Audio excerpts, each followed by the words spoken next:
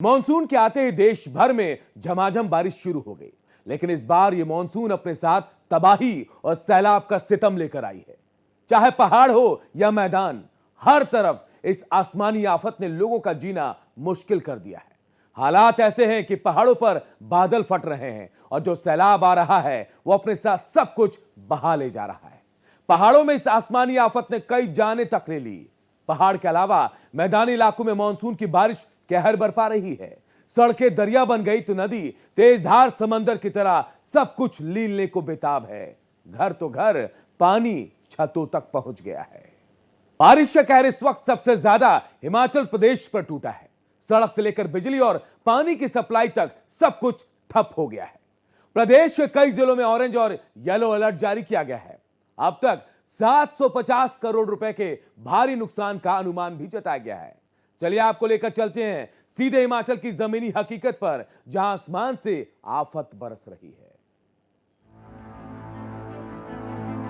हिमाचल प्रदेश में मानसून की बारिश ने तबाही मचा दी है। राज्य की 207 सड़कें बंद हो चुकी हैं, जिनमें सिर्फ मंडी जिले में 134 सड़कें अवरुद्ध हैं। बारिश का सबसे बड़ा असर लोक निर्माण विभाग और जल शक्ति विभाग पर पड़ा है, जहां लोक निर्माण विभाग को 327 करोड़ और जल शक्ति विभाग को 404 करोड़ रुपए का नुकसान हुआ है।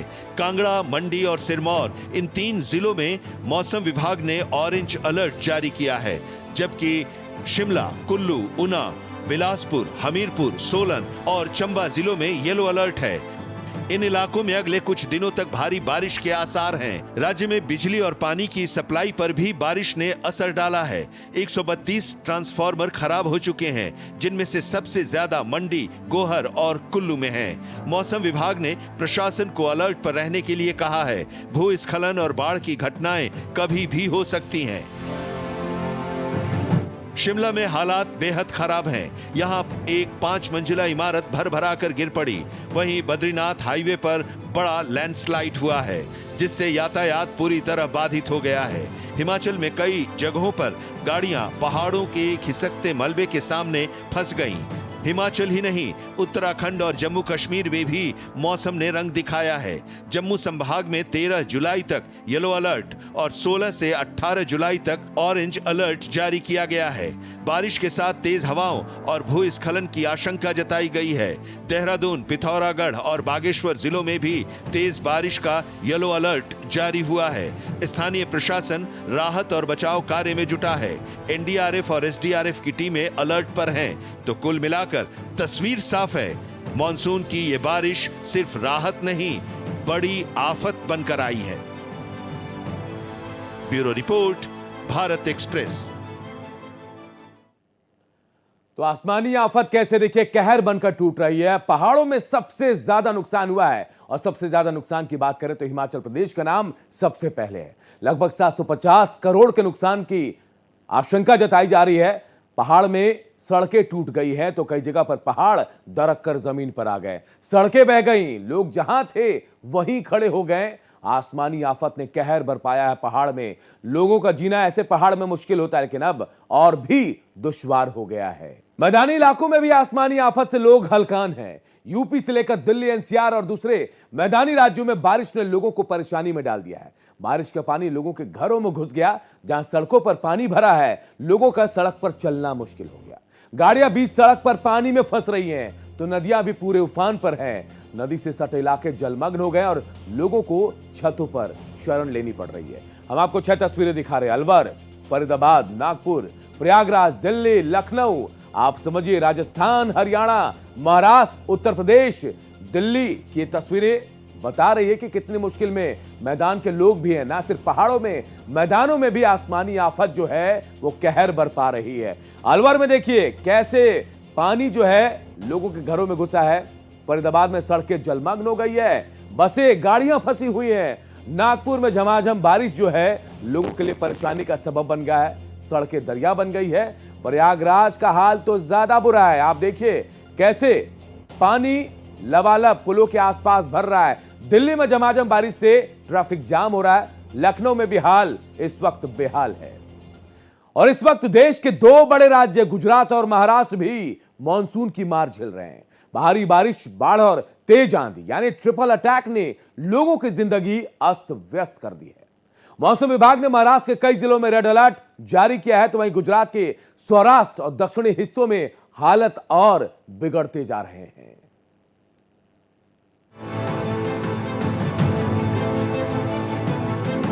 बारिश की बौछारें अब आफत बन चुकी हैं। गुजरात के सौराष्ट्र और दक्षिणी जिलों में मूसलाधार बारिश हो रही है। दर्जनों इलाकों में जल भराव है, घरों में पानी घुस गया है और निचले इलाकों में हालात बेहद खराब हैं। वहीं महाराष्ट्र में पुणे, सतारा और रायगढ़ में रेड अलर्ट जारी किया गया है। यहाँ अगले 24 से 48 घंटे बेहद संवेदनशील माने जा रहे हैं। मौसम विभाग की माने तो ये केवल शुरुआत है। अगले कुछ दिनों तक पश्चिम भारत पर बादलों का कहर बरपता रहेगा।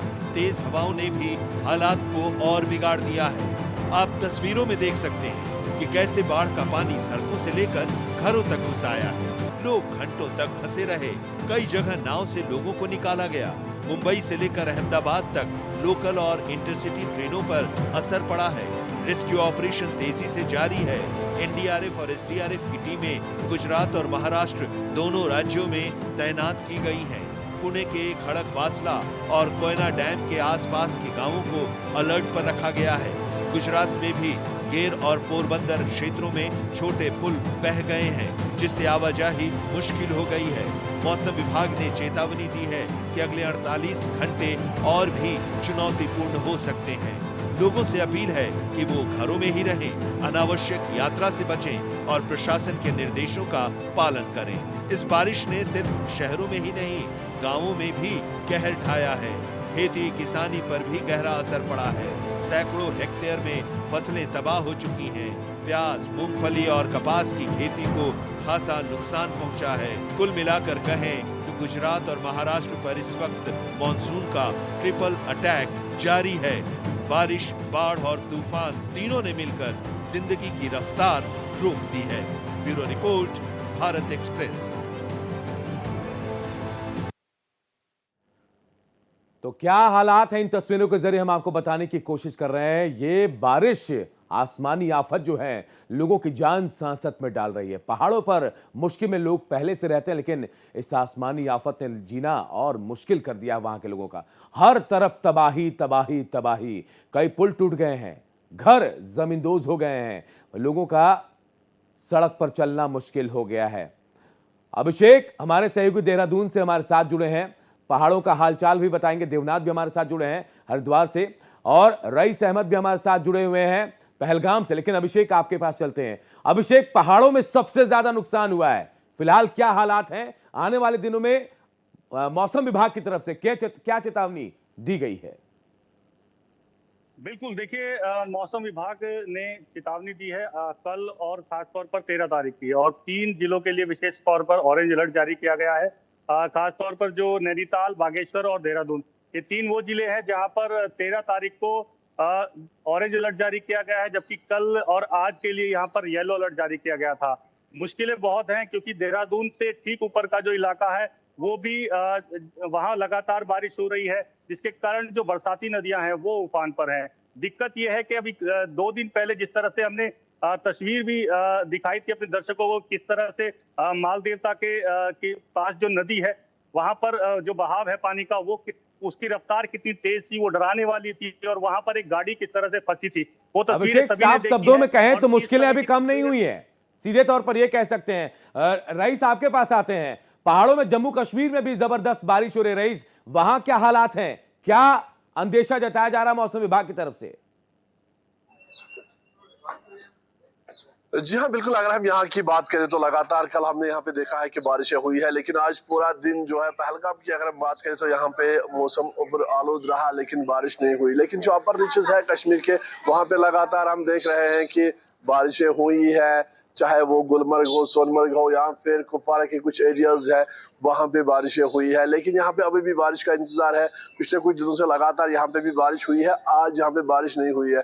हमारे पीछे आप पहाड़ देख सकते हैं कि पहाड़ों पे किस तरह से बादल है, और बिल्कुल यहाँ पे एडवाइजरी जारी की जा रही है बालटाल और पहलगाम के लिए विशेष तौर पे, क्योंकि यहाँ से यात्रा जो है वो जारी है। तो यात्रियों को समय समय पे बताया जा रहा है कि किस तरह के क्या जो है एहतियाती तदाबीर उनको अपनाने हैं, किस तरह से उनको सफर करना है, ट्रैवलिंग के दौरान किन चीजों का ख्याल रखना है। हमने देखा है कि जब भी यहाँ मूसलाधार बारिश होती है तो उसके बाद जो है मड स्लाइड, फ्लश फ्लड्स जो है उसके आने का खतरा रहता है, लैंडस्लाइड का खतरा रहता है। तो ऐसे में जो महकमे मौसमियात है वो लगातार जो है वो एडवाइजरी जारी कर रहे हैं। बिल्कुल, एडवाइजरी वहां के लिए भी जारी की गई है। रईस आपके पास भी लौटेंगे। देवनाथ हमारे सहयोगी हरिद्वार से जुड़े हैं। देवनाथ, हालांकि आप वहां पे कांवड़ियों को भी कवर करने गए हैं, लेकिन बरसात शुरू हो गई है, आसमानी आफत जो है परेशानी में लोगों को डाल रही है। कांवड़ियों के लिए भी मुश्किल होगी, कोई व्यवस्था उनके लिए की गई है? वहां के लिए क्या अलर्ट है? देखिए, मैं एक शेर से अपनी बात शुरू करता हूं कि पानी पानी है उपमाएं, शर्मिंदा उपमान हो गए, वो घर कैसे चले जिसके मुखिया बेईमान हो गए। आप दिल्ली की बात कर लीजिए, हरिद्वार की बात कर लीजिए, या देश के किसी भी कोने की बात कर लीजिए, हर जगह पानी तबाही मचा रही है। समय बदलता है, सरकारें बदलती हैं, लेकिन सिस्टम में कोई सुधार नहीं होता है। पानी के स्वरूप को लेकर के तमाम सारी दिक्कतें पैदा होती रही हैं। अब मैं आपको बताता हूं कि अभी कुछ देर पहले यहां पर तेज बारिश हुई। उस तेज बारिश के बाद सड़कें लबालब भर गई, जगह जगह पानी लग गया। लेकिन इसके बाद हालांकि जब मौसम साफ हुआ तो ये सारी चीजें नहीं हुई। और कांवड़ियों की बात करें तो बम भोले की जयकार के साथ ये आगे बढ़ते हैं, और ये भगवान शिव के गण हैं, इनको न कोई बारिश डिगा सकती है न कोई आफत डिगा सकती है, तो उस पर तो कोई फर्क नहीं है। लेकिन हर की पौड़ी से लेकर के जहां हम खड़े हैं, इस नदी में खास करके उफान आ गया था, लेकिन अब जो है सीधे सीधे उसमें गिरावट आ गई है। और मैं एक और बात बताता हूं आपको कि जिस तरीके से बारिश को लेकर के निपटने की कोशिश होनी चाहिए, शायद सरकारें इसको उतना संजीदगी से नहीं देखती हैं, और यही वजह है कि तमाम जगह पार्किंग में जल भरा, सड़कों पे जल भरा। बिल्कुल देवनाथ, कहीं ना कहीं कमियां हैं और इस कमियों का खामियाजा आम लोगों को भुगतना पड़ता है।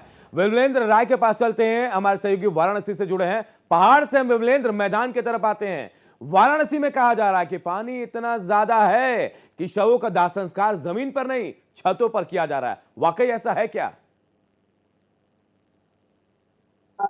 देखिए, बता दूं कि वाराणसी में जो बारिश का आलम है, बारिश के कारण बाढ़ तो आना नामुमकिन है। लेकिन अगर बाढ़ की स्थिति करते तो सीधे आपको गंगा की तरफ लेके चलता हूँ। ये गंगा का पानी का धार है, जो गंगा इस समय लोग आरती देखने के लिए आ रहे हैं। तो ये निश्चित ही बाहरी पानी का दबाव है, और इस दबाव को ये निरंतर जो है आज जो है बढ़ता हुआ देखा जा रहा है। पिछले 24 घंटे की अगर बात करते हैं तो इस 24 घंटे में 66 सेंटीमीटर वाराणसी में पानी बढ़ा हुआ है, और अब यह पानी का रफ्तार जो है 2 सेंटीमीटर प्रति घंटा के रफ्तार से ये लगातार वाराणसी में पानी का बढ़ाव जारी है। अगर बात करें वाराणसी में बाढ़ की क्या स्थिति है, तो इस समय काशी में सावन का जो ये मेला है, ये मेला नहीं, ये त्योहार की तरह मनाया जा रहा है। ऐसे में बाढ़ का बहुत असर अभी बनारस में तो नहीं है। हाँ, गंगा घाटों पे संपर्क सारे घाटों से टूट गया है। आरती देखने के लिए लोग अब नाव पे बैठे हुए, ये एकदम ऊपरी उत्तर से पानी का दबाव आ गया है। हम अपने कैमरा मैन को मंदिर की तरफ भी लेके चलने की कोशिश करेंगे। ये सामने देखिए माता शीतला का मंदिर जो इस समय पूरी तरह से पानी में डूबा हुआ है। और जो बिल्कुल विमलेंद्र, तस्वीरें भी बता रही है कि मुश्किल में लोग हैं। वाराणसी में हालात ऐसे हैं कि हर एक घाट का कहीं ना कहीं कनेक्शन दूसरे से होता है, लेकिन यहाँ घाटों का कनेक्शन भी बारिश की वजह से टूट गया है।